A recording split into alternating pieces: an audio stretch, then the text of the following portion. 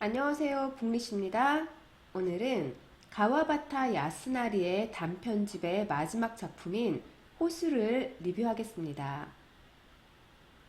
책 표지를 보시면 익숙하시죠? 네, 이 여인의 초상. 그 작가 소개는 이전에 이지의 무이편에서 확인하실 수 있으세요. 소리가 제가 녹음한 영상을 들어보니까 잡음이 굉장히 많이 들어가더라고요.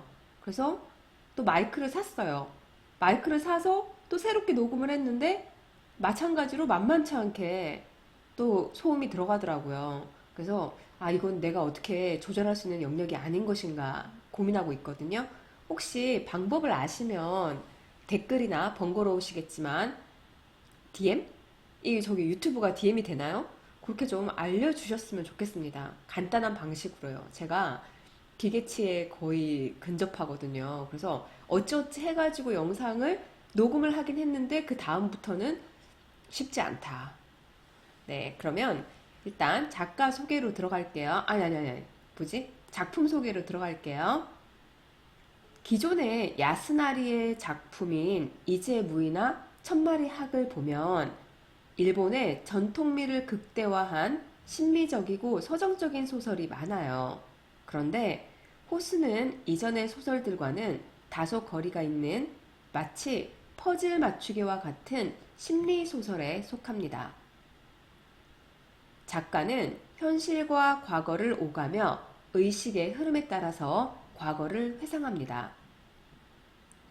사랑이나 연애라는 야스나리 작품에서 자주 등장하는 일반적인 관념도 이 작품에서는 나타나지 않습니다. 야스나리 특유의 절제된 에로티시즘도 찾아볼 수가 없습니다. 대신 패전 후의 일본 사회의 암울한 단면을 비추듯이 상실감과 욕망만이 작품의 곳곳에 포진되어 있습니다. 호수에 등장하는 세상의 모습은 현실과 비현실의 경계조차 불분명합니다.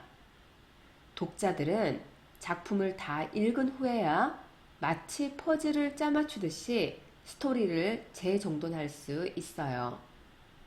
저 또한 줄거리를 요약하기가 쉽지만은 않은 작품이었습니다. 저의 이모티콘이 눈물을 흘리고 있네요. 그러면 책 내용으로 들어가 볼게요. 주인공 긴페이는 휴양도시인 가루이자와에 도착해서 옷을 사고 근처에 있는 터키탕에 목욕을 하러 갑니다. 탕에서 일하는 20살 남짓의 마사지걸은 무미건조하게 긴페이의 알몸을 마사지합니다. 마사지걸의 손길을 느끼며 긴페이는 조금 전 있었던 일을 회상합니다. 김페이는 여성을 미행하는 독특한 취향을 가졌습니다. 그는 어떤 여성을 미행하다가 그녀가 떨어뜨린 핸드백 속에 돈을 훔쳐서 가루이자와로 도망쳐 온 것입니다. 거기서 지금 그는 훔친 돈으로 옷을 사고 마사지를 받고 있습니다. 과거의 김페이는 학교에서 학생들을 가르치는 교사였습니다. 그는 고등학교 여학생 중 한 명을 미행했고 그녀와 나중에 부적절한 관계로 발전한 것이 알려져서 교직에서 쫓겨납니다. 처음 여학생을 미행하던 날 그 여학생에게 미행을 들킨 김페이는 부끄러움에 달아나다가 갑자기 극심한 두통을 호소합니다. 사실 곤란한 상황에 처할 때마다 그는 종종 두통을 겪고 있었습니다. 비틀거리는 그에게 매춘부로 보이는 여성이 다가와 그를 부축해줍니다. 함께 꽃집의 유리문에 기대어 김페이는 과거 어머니의 고향에 있던 호수를 회상합니다. 소년 김페이는 2살 많은 사촌 누나인 야요이를 연모하고 있습니다. 그러나 야요이는 그를 남자로서 보지 않습니다. 오히려 그를 피하고 멸시하기까지 합니다. 김페이는 야요이에게 얼어붙은 호수 위를 걸어보라고 권유하고 내심 그녀가 호수에 빠져 죽기를 바랍니다. 과거를 회상하며 김페이는 야요이가 해군 사관과 결혼해서 지금쯤 미망인이 되어 있을 거라고 상상합니다. 한편 핸드백을 잃어버린 미야코는 25살로 이른이 되어가는 노신사의 정부입니다. 그녀는 자신의 젊은 몸을 바치는 대가로 아리타 노인에게 금전적인 도움을 받고 있어요. 그녀가 잃어버린 돈은 노인을 속여서 모은 돈이었기 때문에 경찰에 신고를 할 수 없습니다. 또 돈을 잃어버렸다는 사실도 크게 개의치 않아요. 핸드백을 잃어버릴 당시 미야코는 자신을 미행하고 있던 남자의 존재를 눈치챘었고 마치 아리타 노인의 그늘에 묻혀있던 자신의 청춘이 한순간에 부활하는 것만 같은 전율을 느끼기도 했었습니다. 아리타 노인에게는 2명의 정부가 있어요. 미야코와 자신의 가정부입니다. 아리타의 생모는 아리타가 2살 때 이혼당하고 그는 차가운 계모의 손에서 자라났어요. 노인은 두 정부에게 모성을 갈망합니다. 노인에게는 부인이 있었는데요. 노인의 전처는 30대에 남편의 정부들을 질투해서 자살해버렸습니다. 그때 이후로 노인은 여자들의 질투를 끔찍히도 증오했어요. 그는 매일 가위에 눌렸고 그래서 잠자리에 그의 악몽을 잠재워줄 여자를 필요로 하는 것이었습니다. 한편 김페이는 이제 개와 함께 걸어가는 이쁘장한 소녀를 미행하고 있습니다. 소녀가 개의 목줄을 풀자 개는 미행하던 김페이에게 다가와 그의 신발 냄새를 맡았고 두 사람은 잠깐 대화를 할 기회를 가지게 됩니다. 준페이는 개에 대한 몇 가지 질문을 던졌고 소녀는 의례적으로 대답합니다. 잠시 후 소녀의 남자친구인 듯 보이는 남자가 다가왔고 김페이는 자리를 비켜주며 질투심에 휩싸여서 두 사람을 응시합니다. 그러면서 옛 기억을 떠올립니다. 김페이의 아버지는 김페이가 11살 때 호수에 빠져서 익사했어요. 머리에 난 상처로 보아서 살해당한 후에 호수에 쳐넣어졌을 거라는 의혹이 있었지만 사인은 익사로 처리됩니다.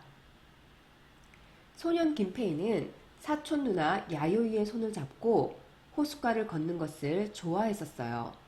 그러나 호숫가는 언젠가부터 야요이에게는 김페이의 아버지의 유령이 출몰하는 무서운 곳이 되고 말았습니다. 과거에 김페이는 자신이 미행했던 고등학생 히사코와도 연인 관계로 발전했었어요. 그러나 그 여학생의 친구의 고발로 김페이는 학교에서 쫓겨나게 되었고요. 잠깐 부유한 학교 이사장에 연설문을 대필해 주면서 소소한 생활비를 벌기도 했었습니다. 그 이사장이 앞서 말한 아리타 노인이에요. 여기에 나오는 등장인물들은 서로가 서로와 과거로 조금씩 엮여 있습니다. 김페이의 인생은 여학생 히사코와의 연애로 산산이 부서졌어요. 그러나 히사코는 고등학교 졸업을 하고 이전에 평범했던 생활로 되돌아가 있습니다. 헤어진 이후에 두 사람은 단 한 번 우연히 두 사람의 미래 장소에서 만난 적이 있어요. 그때 김페이는 히사코에게 같이 도망가자고 말했지만 히사코는 그를 잊을 거라고 말하며 거절합니다. 그리고 그의 인생에서 히사코는 완전히 멀어집니다. 또다시 과거의 회상신인데요. 김페이가 대학생일 때 일본은 전시 상황이었어요.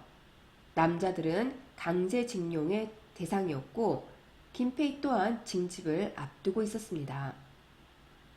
김페이는 유곽을 다니고 있었었는데요. 창녀와의 사이에 태어난 아기가 김페이의 하숙집 앞에 버려진 일도 있었습니다. 김페이는 아이를 다시 유곽 앞에 버리고 오면서도 죄책감을 느끼지 않았어요. 얼마 후 김페이는 전쟁터에 나갔고 운 좋게 살아 돌아와 교사가 된 것입니다. 이제 현실의 김페이는 지하도로 향합니다. 그의 주위에는 남창과 불황자로 가득합니다. 거기에서 김페이는 마치 남자와 같은 골격을 가진 가난하고 천해 보이는 여자를 미행합니다.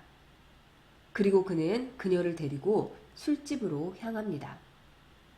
그녀는 자신이 중학생이 된 아들과 둘이서 새빵살이를 하고 있다고 말합니다.